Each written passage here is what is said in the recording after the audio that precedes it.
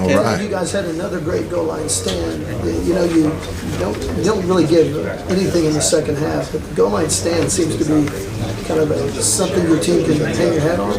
Well, I think it says a lot about their belief and their mentality, and I'm very, very proud of that because that's hard to do. That's really hard to do. And at the same time, you know, proud of the win, and there was a lot of good things, but, you know, because they were 7th ranked rushing offense in America coming in here, and you know, had scored a lot of points. So did a good job for the most part. You know, there's some things we've got to clean up and get better. You know, like the middle 8 right there, got to do a better job with that. But you know, to clean up the mistakes. But I'm so proud of them, and you know, because they didn't wallow in self-pity. They came back and they went to work, and today their efforts and their attitude and their belief got rewarded. Brent mentioned the emotional lift Danny brought back to the team. What was it like these last 2 weeks, just seeing him anxious to play and fight through his injury and try to get back on the field? Well, Danny's a warrior. You know, he loves to play, he loves his teammates, and he loves to compete.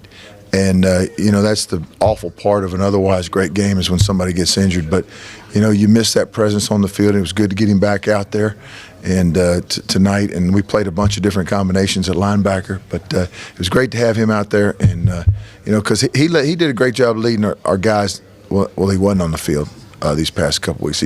That's who he is. So proud of him. At the same time, looking forward to, you know, continued development, continued improvement, continued health. Yes, Brent, this question. I know you don't get caught up on individual awards, but he was in the semifinals for the Butkus Award, which caught a lot of people off guard. What are your thoughts on something like that for Dan? I believe in Danny Stutzman. I know what kind of football player he is. We know Danny and Kip individually very capable. What struck you about the partnership and then playing together the way they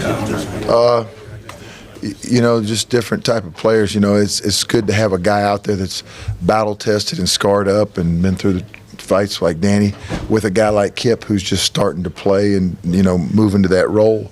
And you know, it was like I said, there were a lot of different combinations that played tonight, but it's good to have that stabilizing presence in there with a young guy. So when young guys make mistakes, which is something young guys do, that he's able to help get him back on track and not stay off the track too long. I just asked Danny about this, and he remembers meeting Kip as this undersized kid who had a lot to learn. What do you recall about the linebacker you came across when you were a guy that could really, really, really run, and a guy that was undersized, but at the same time, he's done a good job, and Coach Smith's done a great job, you know, helping him put the weight on our nutritionist, and so pleased with him, and he's going to do nothing but just get better. And he's going to continue to get bigger because this is important to him. And again, another guy that just cares a lot about this team. I want to ask you about ahead, looking forward. We won't get to talk to you before Provo. Have you been to Provo for a football game? Yeah. I was there, and I don't remember what year it was, but the guy that's a quarterback for the Saints Hill, he was a quarterback there. Okay. Yeah, and he was. I remember it was a great environment, great atmosphere. If you're a competitor, you want to be in those types of places, and so.